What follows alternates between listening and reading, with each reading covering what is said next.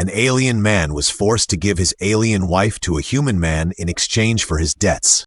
Rhazek clutched the datapad so tightly it cracked, though it was already halfway broken and mostly decorative, like his financial prospects. His breath came in fast little puffs, fogging the inside of his breather mask as he stared at the massive, armor-plated human looming before him across the negotiation table, which was actually a ping-pong table someone had converted into a diplomatic station. The words on the wall behind the human read, "Commander's Lounge. No smuggling, no dueling, no karaoke after 2100. I could give you a kidney," Rhazek said, his voice hopeful. "Maybe two. Mine are dual-lobed, excellent for ethanol filtration." The human, Commander Jace Halden, raised an eyebrow. "Charming, but I'm not in the market for alien kidneys. I'm trying to cut back."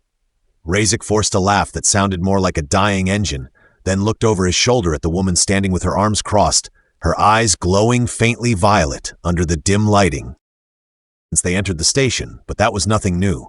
Lira rarely wasted words on foolishness, which unfortunately accounted for about 90% of Rhazek's daily speech. "She's adaptable," Rhazek said, voice dropping to a whisper. "Knows 37 languages, built our ship's core from scratch, and can kill a man with a spoon. A small spoon." Lira's ears twitched. Jace noticed. "I see. And this is your wife?" "Technically, yes, but also a free being with her own agency, which she exercises primarily by making me feel inferior on a molecular level." Jace turned to Lira.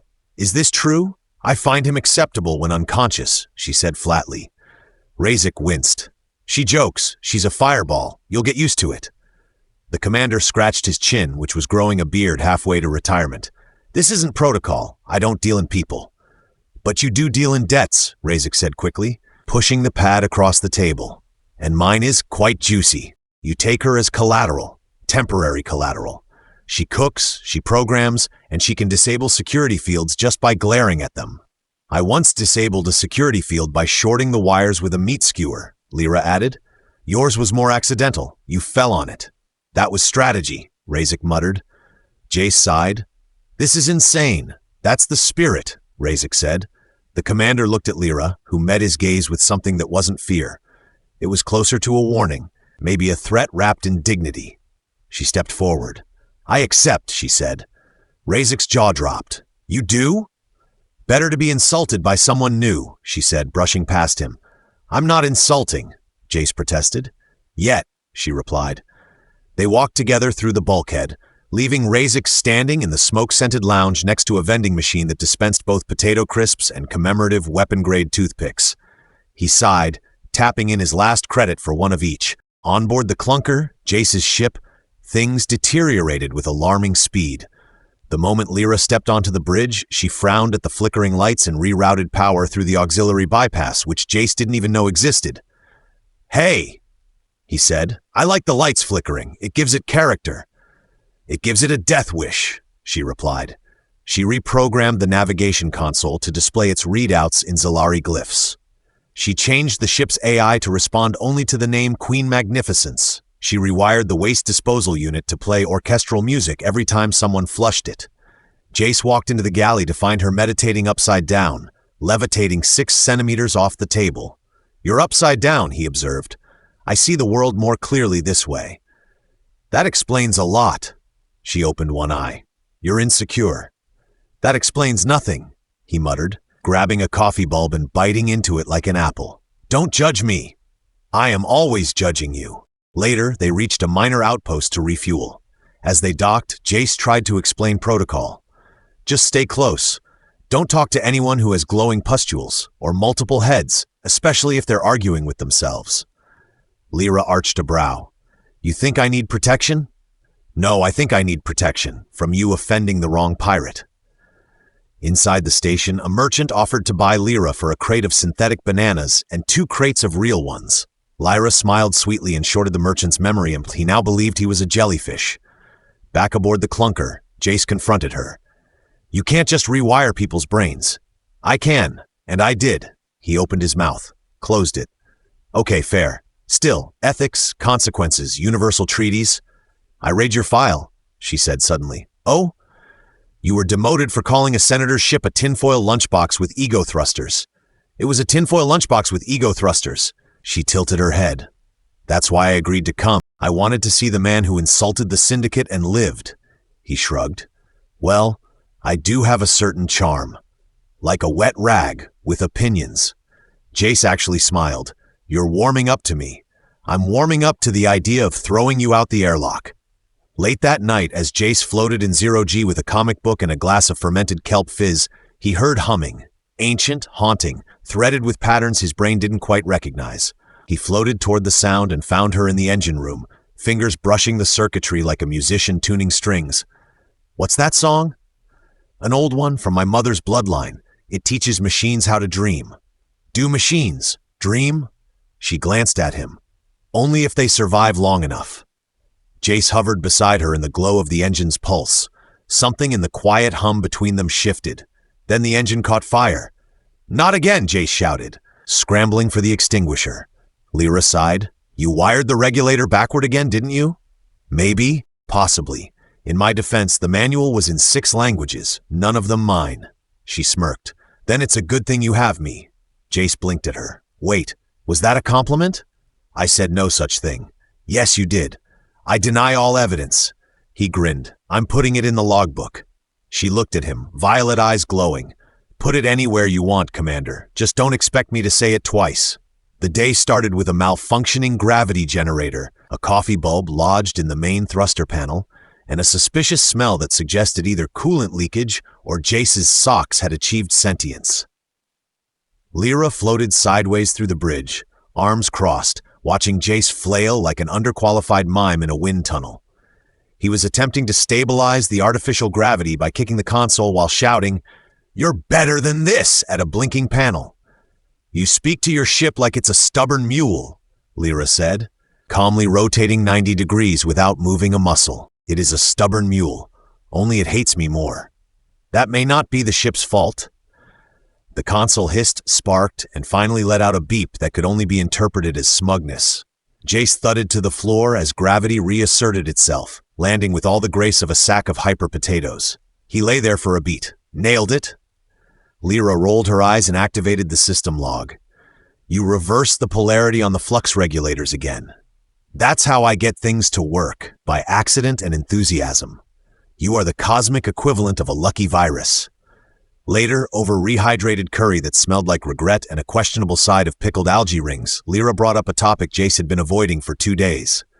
Why is your bounty listed under 4 different identities? He paused mid-chew. I like to diversify. Jace Halden, Captain Comet Fist, the Mustache Avenger, and Dr. Fang? That last one was a misunderstanding involving a prosthetic tooth and a poker game. Your entire life is a misunderstanding. I prefer the term dynamic improvisation. She pushed her tray aside. And what exactly is your plan for me? Keep me in the cargo bay until your debts vanish in a puff of cosmic smoke? Jace looked genuinely offended. I gave you the good quarters. Next to the engine room. It has a door. Barely. He took a breath. Look, I don't know what the hell I'm doing, all right? I was supposed to retire this year, buy a cabin on Europa, raise fungus goats. But instead, I have you rewiring my AI, drinking my last bottle of kava, and teaching my ship how to judge me in 3 languages. 4, if you count interpretive humming. Jace raised a finger, then dropped it. Okay, that's fair. They were interrupted by the AI's voice, now entirely feminine, haughty, and unreasonably condescending. Commander Halden, a priority transmission from an unknown source. Shall I reject it as you clearly attract idiocy? Lira smirked. Jace groaned. Patch it through, Queen Magnificence. The screen blinked to life, displaying static, then a symbol, an old one, etched in swirling lines that shimmered like water. Lira's expression changed. What is it? Jace asked, sitting forward. That's the sigil of Virith Ka.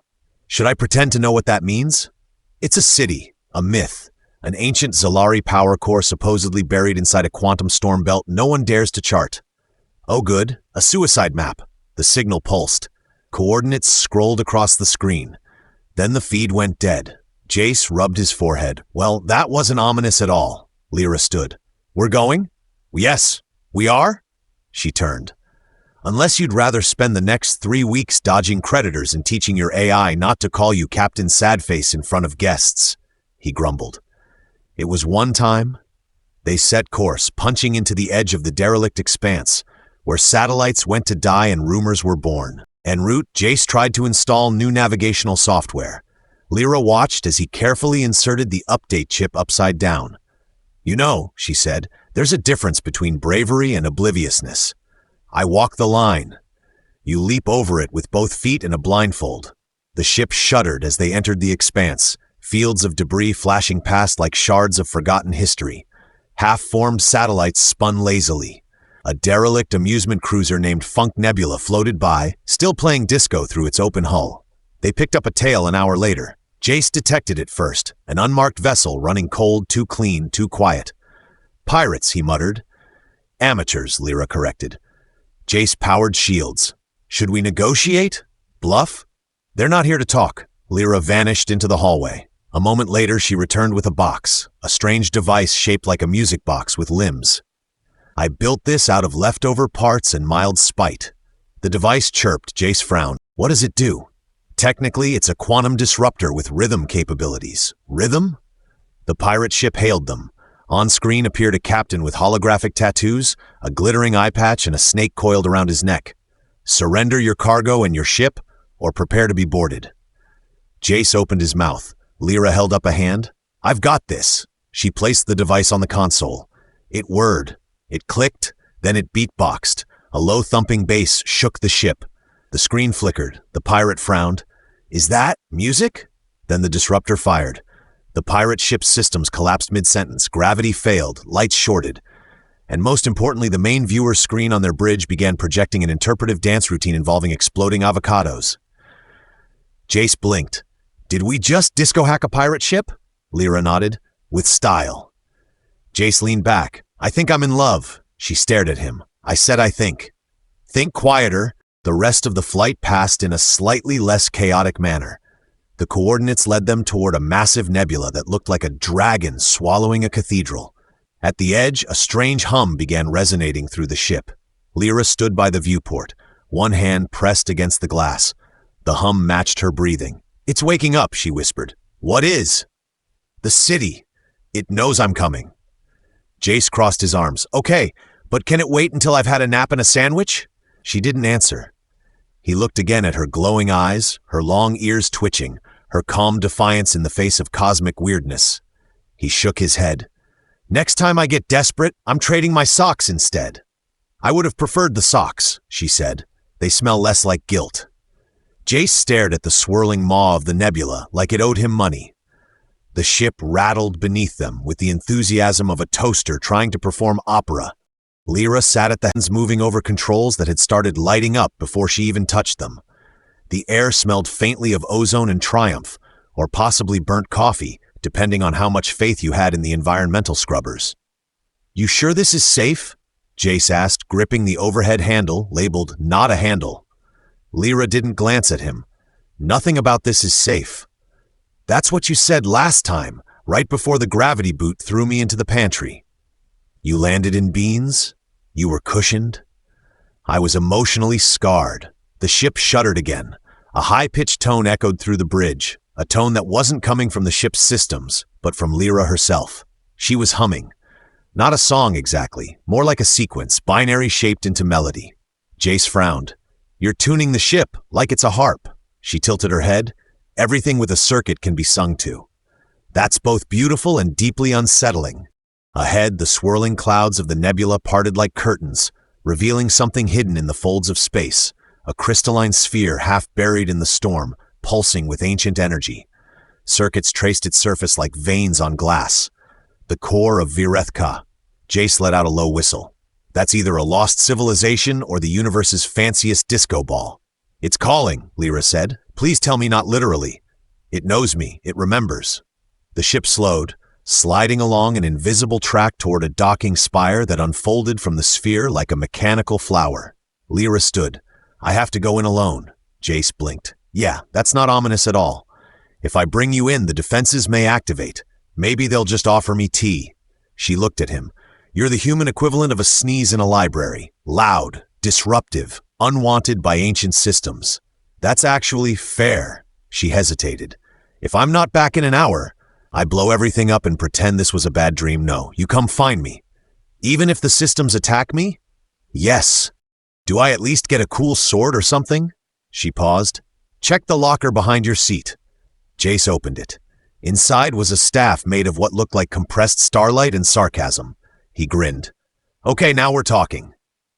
Lira stepped onto the boarding platform. The ship sealed behind her. She walked forward into the crystalline sphere, her silhouette shrinking into a kaleidoscope of light. As she passed through the threshold, ancient glyphs glowed beneath her feet. The door closed. Jace turned back to the ship. Then the alarm went off.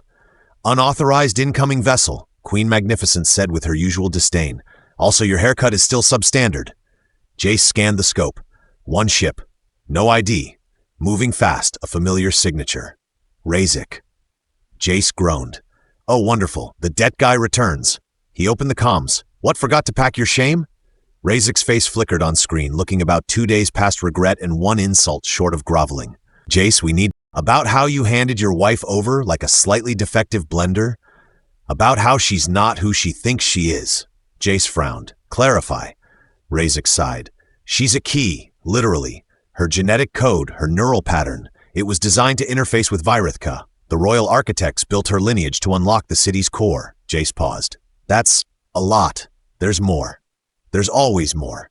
If the wrong entity takes control of the heart, they could reignite the war that shattered the Zalari systems. Ah, so we're talking galactic doomsday. Noted. Inside the sphere, Lira stood in a chamber shaped like a spiral galaxy, each step awakening dormant machines. Her song echoed through the core. Lights answered, panels opened, a pedestal rose. She approached it slowly, her fingertips buzzing with recognition. At the same time outside, Jace realized the incoming wasn't just Rhazek's ship. 2 more vessels decloaked. Military, not human, slaver emblems glowing on their hulls. Oh good, Jace muttered. Company. Rhazek's voice snapped through the comm. They followed me. They want her. Not just because she's Zalari, but because of what she can do. Jace activated the weapons. You've got 30 seconds to prove you're here to help, or I start firing at your teeth. I brought this, Rhazek said, holding up a data cube. Coordinates, plans, how to disable the heart if it falls into the wrong hands. You could have emailed. It's encrypted to my DNA. Of course it is. Inside Virithka, Lira touched the pedestal. The city responded. The walls retracted. A beam of light scanned her body, paused at her temples, then flickered in recognition. A voice spoke in Zalari, a dialect she barely remembered but felt in her bones. Guardian accepted. The floor shifted. Beneath it, something stirred. Outside, the slaver ships opened fire. Jace dodged, spun, cursed. Queen Magnificence returned fire with the enthusiasm of someone avenging a bad Rhazek docked mid-maneuver, nearly colliding with a solar panel. Jace met him at the hatch. Try anything and I feed you to the food processor. I brought snacks, Rhazek said, holding up a peace offering. Salted synth nuts, Lira's favorite. You remember her snack preferences but not her feelings about being traded like a sofa? Rhazek winced. I'm trying, okay? They ran to the bridge. Outside, the battle raged. One slaver ship was already spinning in flames, the other locked onto Virithka's outer shell. Jace hit comms.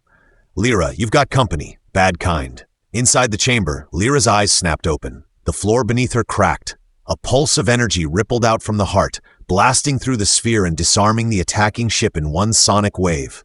Jace blinked. What was that? Rhazek's voice was tight. She's bonding with the city. Jace narrowed his eyes. Define bonding. It's choosing her. She's no longer just a key. She's becoming the lock, the gate, and the wielder of what's inside. Well, Jace muttered, that's either very good or very, very bad. Inside the core, Lira turned toward the doorway. She wasn't humming anymore. The city was humming with her. The first thing Jace noticed was that the ship stopped vibrating, which meant either the immediate threat had passed or the engine had finally fallen off and taken a vacation. Queen Magnificence reported in her usual deadpan, enemy vessel disabled. You may now resume your petty squabbling. Jace looked at Rhazek, who was holding the salted synth nuts like a peace treaty soaked in guilt. She's bonding with the city, Jace muttered. And you just now thought that might be important? Rhazek looked like he wanted to melt into the floor. She wasn't supposed to be part of this. Her mother hid her from the bloodline registry. She wasn't meant to awaken anything. She was meant to live. She's currently channeling ancient energy like she's conducting a cosmic orchestra. That doesn't scream meant to live quietly on a moon farm, Rhazek? I didn't think it would work. Oh great, my favorite phrase in science. The console pinged with a low chime. Queen Magnificence's voice followed with glee. Update. Energy levels in Virithka core are increasing. You should definitely be worried. Possibly consider screaming. Rhazek's face went pale. If the heart finishes linking with her, she won't be Lira anymore. She'll be the avatar of Virithka. Jace rubbed his temples. You're telling me she'll become a talking city with attitude? She'll become the heart's voice, its will. A piece of her may survive, but the rest will be what Virith needs, not what she is. Well, that sounds horrifying, and also exactly like her, so maybe we're fine. Inside the crystalline structure, Lira walked through a corridor of memory. Not metaphorical memory. Literal, pulsing light encoded with ancient thought. Each step activated a glyph, and each glyph lit up a fragment of her own past. A childhood vision of her mother singing lullabies. A mechanical tutor reciting equations at hyperspeed. Her first memory of Rhazek offering her a single flower he had stolen from a diplomatic event and accidentally set on fire with static discharge. She touched the wall and whispered, "I remember." The city answered, "We remember too." She found herself in a chamber that wasn't a chamber but a thought. Solidified light shaped by intention. In the center, a sphere floated. Small, silver, quiet, the core. Outside, Jace was pacing the bridge like a man preparing to give a presentation with no pants on. "We need to pull her out." "She won't come," Rhazek said. "Then we go in. We'll trigger every defense protocol." "We've triggered worse," Jace muttered. "I once called a Vargon admiral a pudding. Survived that." Rhazek tilted his head. "What kind of pudding?" "Doesn't matter. It was a metaphor. Look, if she becomes something else, something not her, and I didn't even try to stop it. She wouldn't want you to." "That's exactly why I have to." Rhazek hesitated, then tossed him the data cube. "This will get you past the first threshold. If you see anything glowing red, duck. If it speaks in triplicate, do not answer. And whatever you do, don't sing." "Why not? The city listens to songs. Songs are commands." Jace looked at him. "That seems like something that should have been mentioned earlier." "I didn't think it would work." "Stop saying that!" He suited up and entered the sphere through a maintenance hatch that Lira had previously accidentally opened while investigating whether the walls were sentient. As he stepped inside, the city shimmered around him. Lights tracked his movement. The air vibrated with a soft harmonic thrum, like a chorus clearing its throat. He muttered to himself.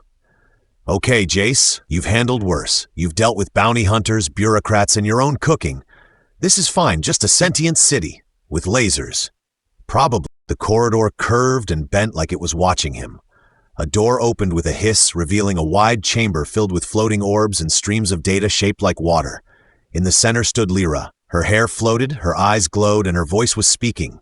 Not aloud, but into the very walls. Jace stepped forward. "Hey," she turned slowly. "You shouldn't be here."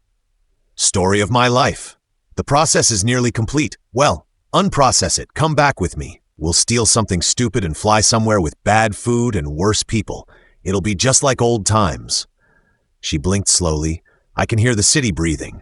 That's poetic, but also creepy. Can we do poetic outside the glowing temple? I feel it inside me, the systems, the patterns, the memory of millennia. I feel like I'm about to sneeze. Doesn't mean I should." Her expression shifted.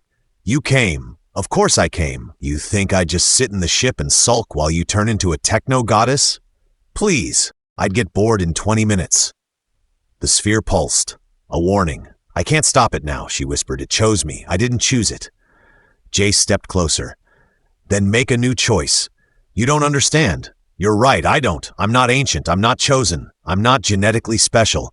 But I am annoying, persistent, and deeply uninterested in watching you become a glowing voice trapped in a space ball." She almost smiled. "You always did talk too much." "Yeah, it's my gift." The sphere above them cracked with light. The city rumbled. The core was seconds from merging completely. Jace made a decision. He opened his mouth and sang. Badly, loudly, a song from a human sitcom, the kind with laugh tracks and terrible harmonies, off-key, out of tempo, and deeply embarrassing. The room paused. Lira stared at him. "What are you doing?" "Commanding the city," he said between notes. Very, very badly.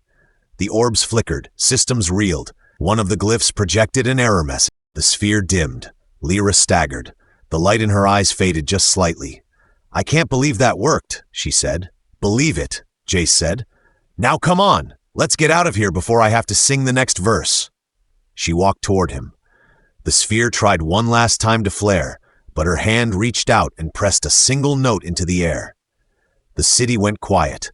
Behind them, the chamber collapsed into soft, humming silence. They walked out together. Rhazek met them at the hatch. Lira stopped. He held out the synth nuts. I was wrong, he said. I thought I was protecting you, but I was just scared of who you might become. She took the packet, opened it, ate one. Still salty, she said. So am I, Rhazek said, but I'm learning. Jace looked between them. Now, if we're done with the emotional stuff, can someone please explain how I accidentally reprogrammed a city with a jingle about space waffles? The diplomatic meeting was already off to a bad start. The galactic purple tea on the ambassador from Glarg V, who reacted by launching a minor sonic pulse that knocked out 2 interns and set the translator drone on fire. Jace, leaning back in his chair and chewing the end of a stylus, whispered to Lira, Still think we should have worn the formal jumpsuits? You wore a t-shirt that says I survived a sentient city and all I got was this shirt, she replied. It's called making a statement. It's called making everyone regret inviting you. At the far end of the hall, the senior envoy of Zalari heritage, tall, robed in dark, shimmering fabric, long ears sharp as crystal, cleared her throat. This assembly has been called to address the status of Virith Ka, and to determine the role of the human known as Commander Jace Halden in its reawakening. Jace stood up slowly, bowed the wrong way, and sat down again with a thud. I'd just like to clarify that I didn't reawaken anything intentionally. I was mostly The envoy narrowed her eyes. You sang to it. It was that or be absorbed by a mystical crystal with boundary issues. She's not talking about the city, Lira muttered. Oh, right. Sorry, continue. The envoy turned to Lira. You are the first of our kind in 6 generations to merge with the heart and come back. What do you wish done with the core? Lira stood. No humming, no glowing, just her. Steady and sharp. It will be dismantled. Quietly. Will archive its knowledge, remove the systems capable of weaponization, and ensure it cannot be reactivated by force. Gasps fluttered through the chamber. One representative fainted into their translator. You would destroy our greatest legacy? The envoy asked. No, Lira said. I'm saving it from becoming a weapon. Jace leaned over. I give that speech a solid 8. More hand gestures next time. Next time I'm letting the floor eat you. The vote passed, barely, mostly because half the council was still recovering from the sonic pulse, and one delegate was accidentally marked as present when he was actually a hologram glitch. Back on the clunker, Jace walked into the galley to find Rhazek holding a bowl of suspiciously steaming noodles. That was quick, Jace said. Lira helped me bypass the water cycle. Wait, does that mean I can take a hot shower now? No, just that we can now boil things. The shower still screams when you touch the dial. Jace sighed. Fine, I'll just sponge bathe in sorrow again. Rhazek looked up. I've decided to leave. Jace paused. Running from more debts? No, I'm starting over. A freighter job on a civilian convoy. They need an engineer who understands Zalari systems and knows how not to talk about forbidden cities. You gonna tell Lira? Rhazek nodded. After I finish the noodles. She hates when I cry with food in my mouth. Lira didn't cry when Rhazek told. She just nodded once, handed him a box of tools she had borrowed from a military tech lab, and said, Don't build anything that explodes without a timer. He smiled. No promises. She turned away too quickly. Jace noticed, but he didn't say anything. Not yet. They watched from orbit as Rhazek's new ship vanished into slipspace, a small blip against the stars. Jace folded his arms. You think he'll actually stay out of trouble? No, Lira said, but he'll cause better trouble this time. Over the following weeks, Lira took to tuning the ship's AI again. Queen Magnificence, now far more polite thanks to a memory core reset, occasionally complimented Jace's piloting, though she still referred to his cooking as an ongoing humanitarian crisis. They took odd jobs, transporting mysterious crates for paranoid scholars, retrieving artifacts that always seemed to hum ominously, and once babysitting a wormhole physicist's dog. which existed in 4 dimensions and occasionally barked sideways. In a quiet moment between missions, Jace found himself in the engine room, watching Lira fine-tune the harmonics of the new power regulator. "You ever think about staying somewhere?" he asked. "Like a planet?" "Yeah, somewhere with gravity that doesn't require calibration, food that doesn't squeak, neighbors that don't try to steal your kidneys." She looked up. "I've been thinking about that." "Yeah? Not yet, but maybe someday." He nodded, then hesitated. "And me?" She stood, walked over, reached out, gently adjusted the collar of his shirt. "You're tolerable. Mostly. Sometimes useful. I'm hearing a lot of flirting in those insults. I'm hearing a lot of delusion in your interpretation." They stood there a moment longer. Not quite silence, just the low hum of a ship that had been rewired, reprogrammed, and mildly insulted into a better version of itself. Finally, Lira said, "You know, if you ever sing again, I'll have to eject you." Jace grinned. The console chimed. Queen Magnificence purred. "Incoming transmission. High priority contract. Destination, sector unknown. Danger level, creatively absurd." Jace cracked his knuckles. "Guess we're back to it." Lira slid into her seat. "Let's try not to accidentally awaken any ancient civilizations this time." "No promises." The ship jumped. Stars blurred. And somewhere between the joke and the danger, the past and the future, 2 unlikely companions continued forward. Still bickering, still building, still flying towards something they hadn't seen yet, but could almost hum the tune of. The end.